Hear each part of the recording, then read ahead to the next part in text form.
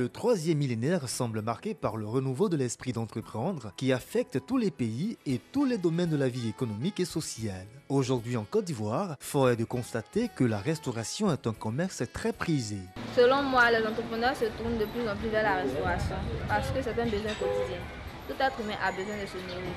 J'ai choisi ce travail-là parce que après un autre boulot que je vais faire. Mais comme je m'en sors dedans. J'ai choisi le poisson parce que j'ai vu que c'est le métier qui marchait. Puis ça me rapportait plus. Ça rapporte plus par rapport aux autres. Parce que j'ai essayé les autres commerces. C'est le métier qui rapporte le plus, c'est 100%. Donc, ça veut dire que j'ai choisi de vendre le poisson. La restauration, autrefois vue comme destinée qu'à la gente féminine, ce secteur suscite de nos jours de plus en plus d'engouement, aussi bien chez les femmes que chez les hommes. Plusieurs personnes sans emploi ont pu s'insérer dans le tissu socio-économique grâce à la restauration et y gagnent bien leur vie. L'un des avantages qu'offre cette activité à tous ceux qui veulent entreprendre est la possibilité de démarrer même avec peu de budget. J'ai commencé mon business avec 300 000 et je gagne au moins 50 000 par jour. Il n'y a pas sous-métier. Le travail là, il faut être fier de ça. C'est un bon travail. Ça vaut mieux d'aller voler. J'ai commencé à vendre avec 15 000. Maintenant, au fur et à mesure que le commerce augmentait, mon fonds de commerce a augmenté comme maintenant, je me retrouve un capital de 50 000. La restauration génère des revenus au quotidien et le retour sur investissement est assez rapide. Plusieurs des restaurants qui ont vu le jour sous des abris de fortune sont devenus de fructueuses entreprises. L'on peut ainsi dire que le commerce de nourriture est un créateur de richesses non négligeables. Le conseil que je peux donner à une personne qui veut se lancer dans la restauration, c'est d'être motivé parce que, comme on le dit, tout début est difficile, mais au fur et à mesure, ces activités-là vont avancer. On peut partir de rien du tout et puis pouvoir s'en sortir dans la vie. C'est pour ça que j'encourage l'initiative d'abord. Vous voyez un peu ce que M. Kwasi est en train de faire. C'est des genres de choses qu'on attend pour nos jeunes gens et qu'on reste là tout le temps, attendre tout de l'État. Moi, je l'encourage beaucoup parce que ce monsieur, je le connais depuis dans le quartier. Il est parti de rien du tout. Aujourd'hui, il fait des merveilles. Son coin est tout le temps bourré de monde. Tous s'accordent pour reconnaître que l'investissement privé joue un rôle déterminant dans le développement d'un pays. Et en Côte d'Ivoire, la restauration reste un puissant outil d'autonomisation et de création d'emplois. Merci beaucoup. Cette thématique-là, ce postulat a soulevé, a touché à un point clé. Et tout à l'heure, quand on discutait avec M. Maurice Coué, parce qu'il y a toujours une discussion avant, il a sorti des mots clés, des mots forts qui nous aident, nous, pour poursuivre ce rendez-vous. Argent, volonté, philosophie et suivi sont les socles qui vous mènent à l'itinéraire d'une entreprise prospère. Tout à fait. Voilà. Je vais d'abord, comme on parle d'itinéraire, je suis obligé de dire un peu. Allez-y. Prenez votre itinéraire. Oui. Alors, d'abord, il faut dire que quelques chiffres. Il y a 250 corps de métiers en Côte d'Ivoire. Combien? 250 corps de métiers. Et il y a 8 branches dans ce corps de métier. C'est ce que le ministère de l'Artisanat nous dit. Et ça nourrit à peu près 40% de la population active.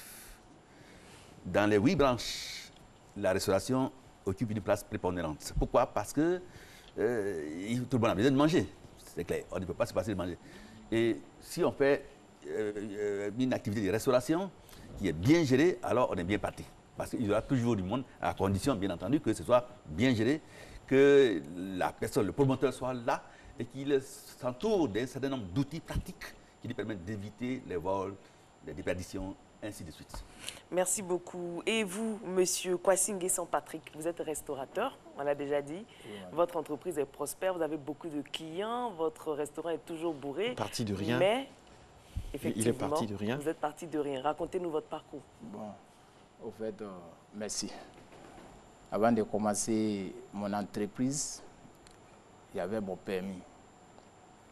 Même il a conduit même woro personnel, mais il a vu que ce n'est pas la solution. Votre seul diplôme, c'était votre permis? Voilà. Excusez-moi beaucoup, je n'ai pas été à l'école. S'il y a des mots qui sont un peu déplacés, vous pouvez m'excuser. Non, ce n'est pas grave, allez-y. C'est pas important. Bon, ce qui m'a énervé, puis j'ai créé mon entreprise. Je travaille chez un Libanais. C'est une révolte. Voilà. Je travaille chez un Libanais. Vous travaillez chez quelqu'un, Voilà. Maintenant, quand le mois finit, souvent, il me dit qu'il n'y a pas l'argent. Il me paye à 60 000, souvent, il me donne 30 000. Bon, si c'est comme ça, moi-même, j'ai créé mon entreprise. Bon, j'ai fait mon bistrot, il vendait coup parce qu'il n'y a pas assez de moyens.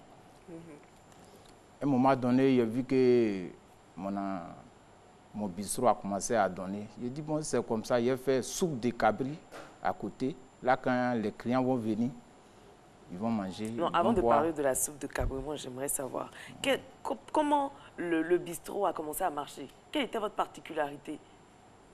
Bon. C'était le seul bistrot du coin ou bien parce que vous étiez amis à ceux qui venaient? Ce n'est pas le seul bistrot, mais les gens au quartier, en tout cas, il y a beaucoup d'amis qui viennent boire chez moi. Donc, ça fait que mon bistrot a commencé à marcher. Donc, c'est ça, j'ai créé soupe de cabri à côté. D'accord. Alors, donc, on récapitule, Maurice Koué. Quand on écoute, ça part d'une frustration. Il n'est pas bien payé. Donc, il y a une volonté, il veut s'émanciper. Et il commence quelque part. Et la suite? Et la suite, l'idée, c'est que quand on crée une entreprise, il y a toujours un problème qui nous pousse un ressentiment, à se révolter. Challenge, voilà. Oui, à se révolter et à dire, moi aussi, je peux faire. Ceux qui m'engagent, ils ont commencé quelque part. Moi aussi, il faut que je parte quelque part. Donc, si c'est bon pour eux, c'est bon pour moi.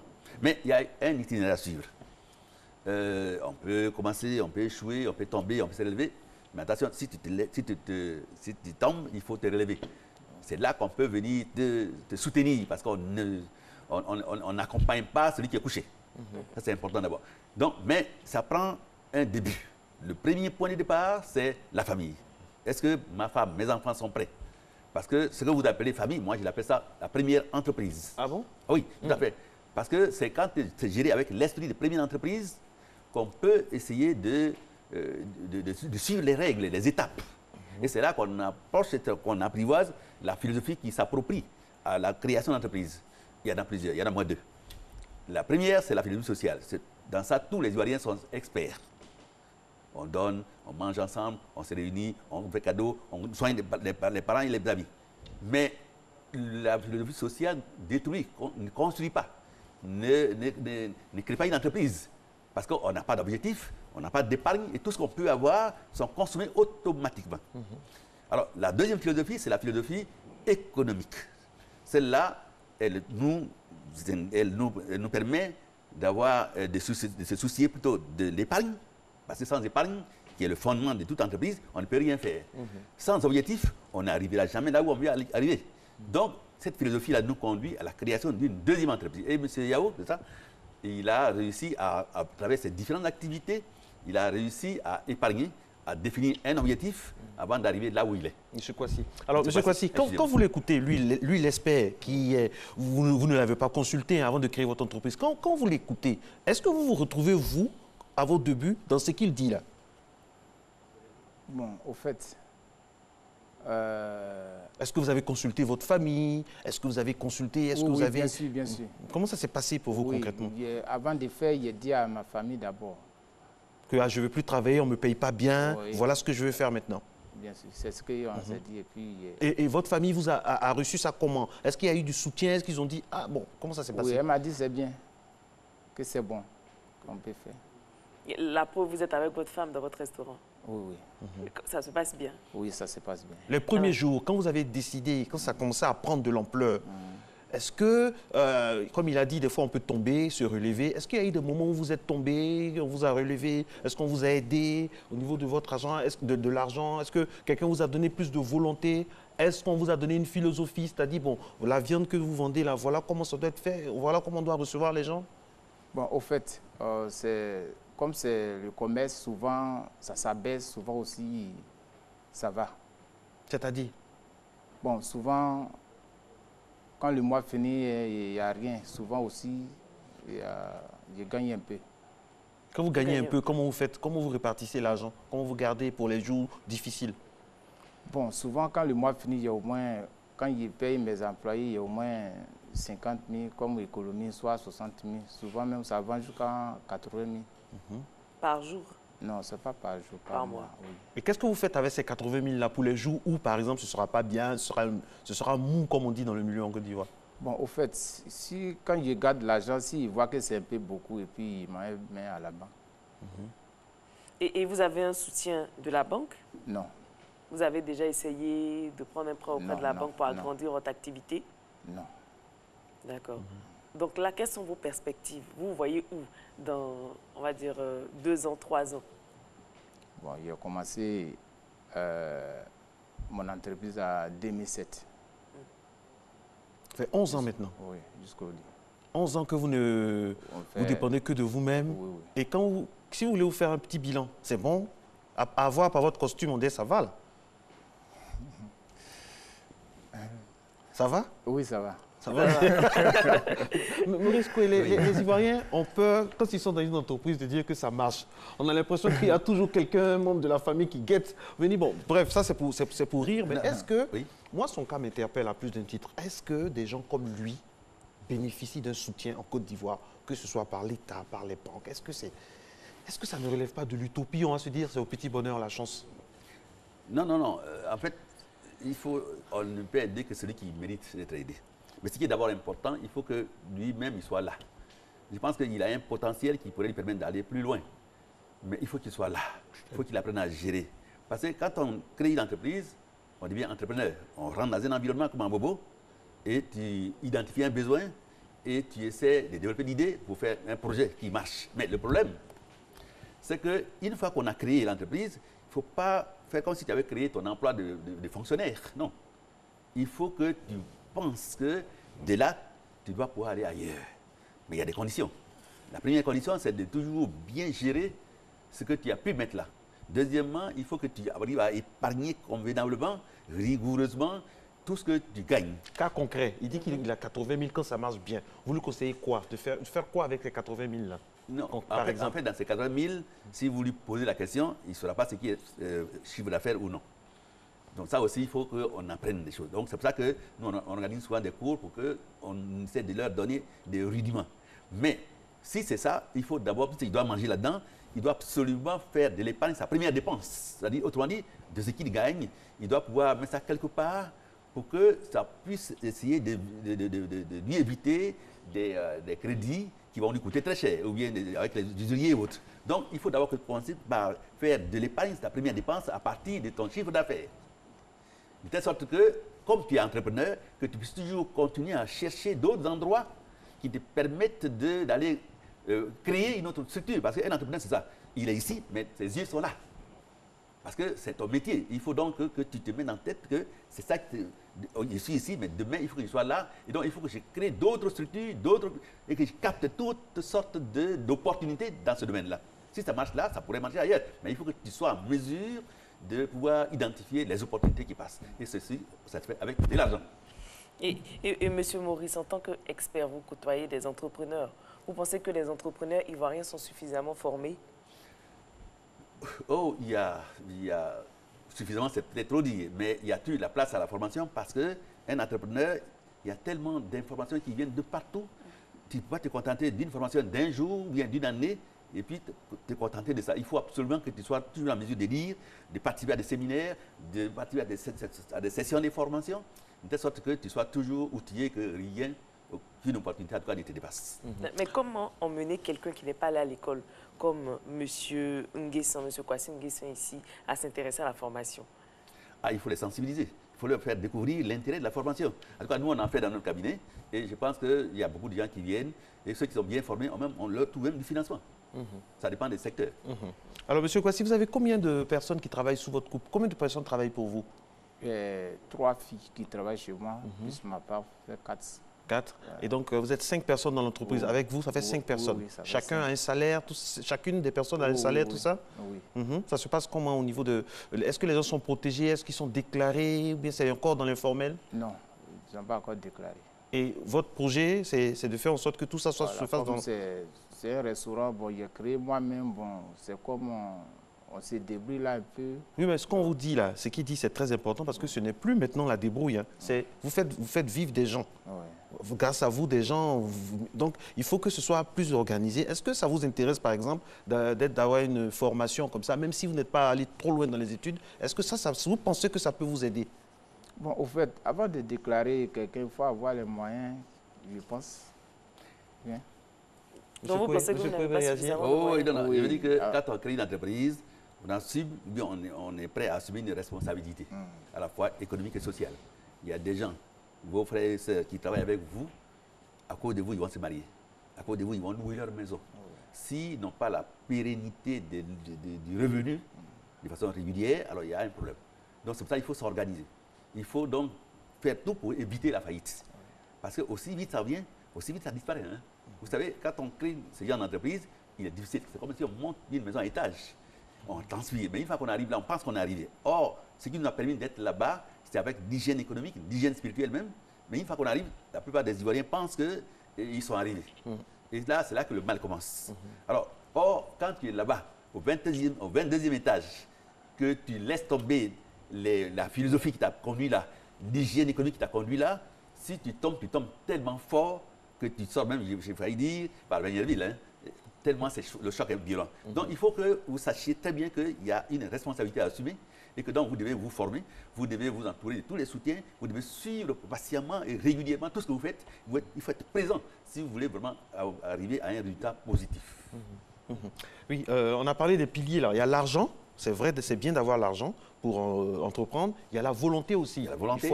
C'est pas évident parce qu'il faut le vouloir. Et puis il y a la philosophie. Comment je fais mon restaurant? Comment je fais les dames que je mets là? Comment elles doivent aborder les clients? Et puis il y a le suivi.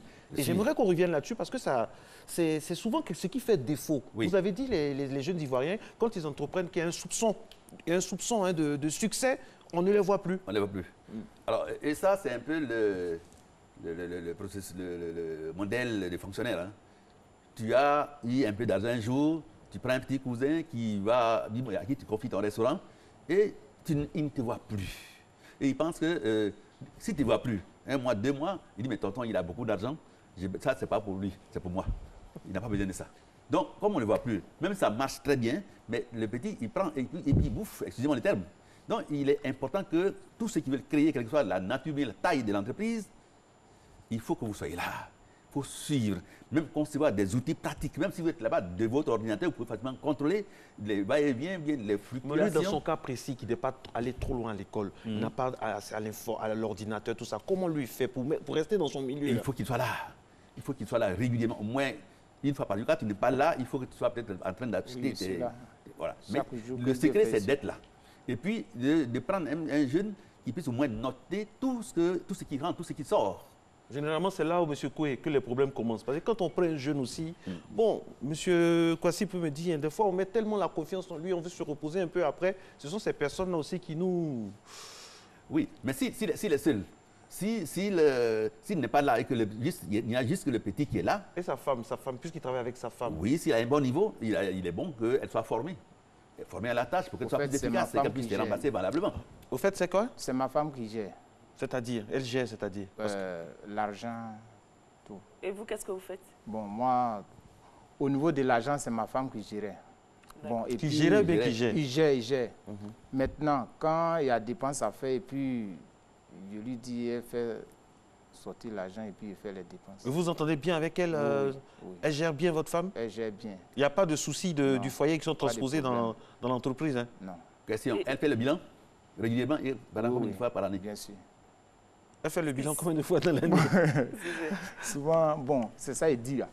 Souvent, ça marche. Souvent aussi, ça ne marche pas bien. Quand ça marche, ce qu'elle a pu garder, elle me montre. C'est pas ça. Est-ce qu'elle fait le bilan? La question, est-ce qu'elle fait le bilan? Est-ce que vous dites par jour, voilà ce qu'on a eu voilà par jour, par mois, voilà ce qu'on a eu ce mois-là. Oui. Bon, ça n'a pas trop marché. Oui. Voilà ce qu'on a eu le mois passé par rapport à ce qu'on a eu ce mois-là. Il faut qu'on travaille encore. Est-ce que vous avez ce genre de discussion? Oui, elle fait ça. Elle fait. Comment vous arrivez à gagner? Parce que vous, votre particularité, c'est la viande de cabri. Oui. Vous avez commencé avec les soupes de cabri. Oui. Vous payez combien de cabri? Vous tuez, on va dire, vous vendez combien de cabri par jour? Bon, souvent, il tuer cabri, c'est notre domaine. Un cabri entier, soit 1,5.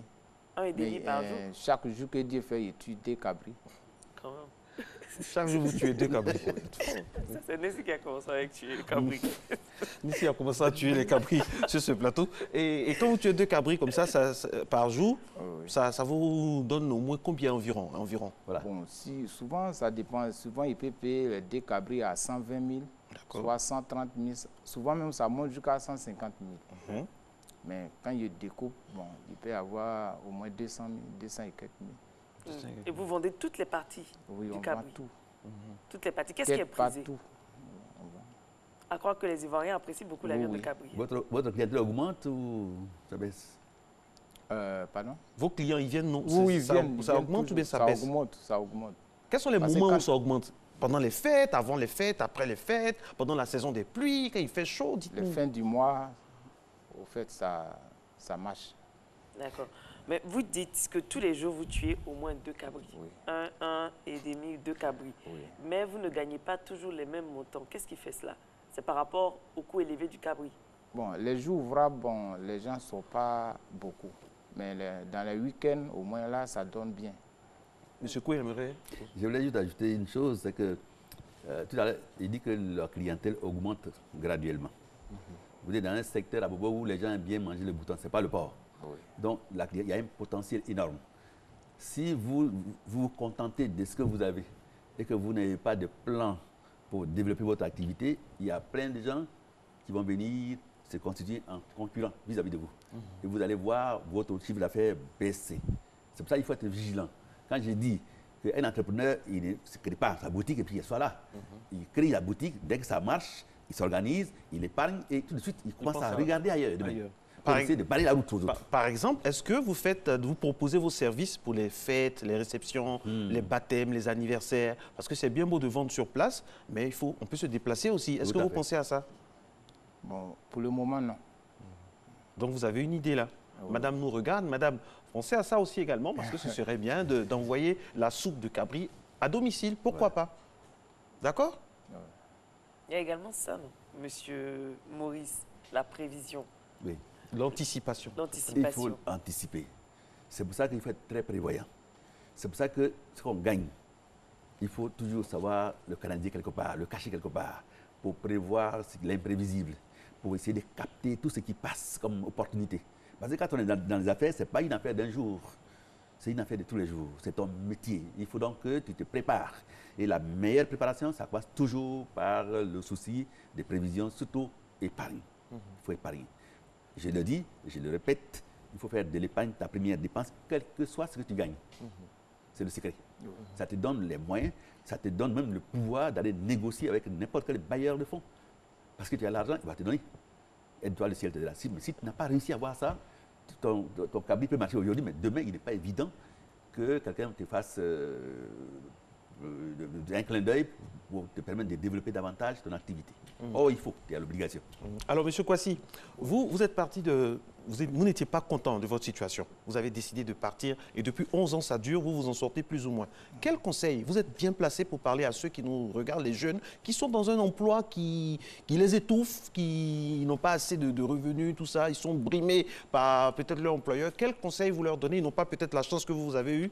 Quel conseil vous leur donnez au niveau patience, au niveau effort, au niveau volonté? Bon, ce que le conseil est donné à mes amis, bon, il ne faut pas ils vont dire que bon, je n'ai pas de diplôme, donc j'attends ça pour... Il faut créer toi-même, il faut créer. Quand tu crées, tu fais du bon, ça donne. C'est ce que moi j'ai fait. Je n'ai pas été à l'école, mais j'ai créé. Éventuellement, ça va chez moi. Je conseille à mes amis aussi de faire ça aussi. Monsieur Koué, il dit que ça va chez lui. Hein. Ça va chez lui. Et d'ailleurs, il revient souvent dessus. Il dit, je n'ai pas pu aller à l'école. Ce n'est pas un handicap. Le diplôme n'est qu'un atout. Hein. On a vu plusieurs opérateurs de haut, de renom, comme Zinka, comme Yakou Asila et autres, qui sont devenus des milliardaires sans savoir dire. Le diplôme n'est qu'un atout. Donc, vous pouvez être votre propre patron, même si vous ne savez pas lire. Et vous pouvez gagner plus d'argent que les fonctionnaires, que les salariés. Donc, il est important que vous le sachiez très bien. Donc, ne vous complexez pas pour rien.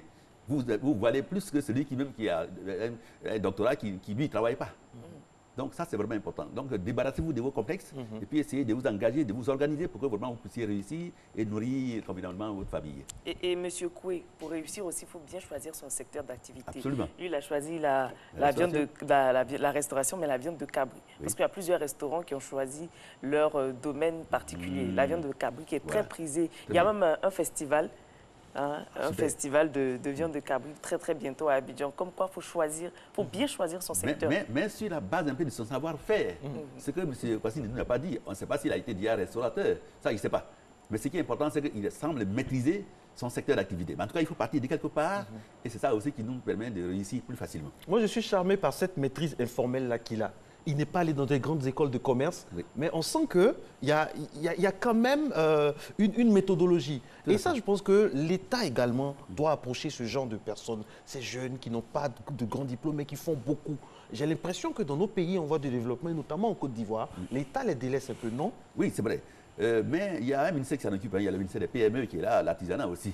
C'est pour ça tout à l'heure, j'ai parlé de 250 corps de métiers. Il y a des initiatives qui commencent par se manifester quelque peu.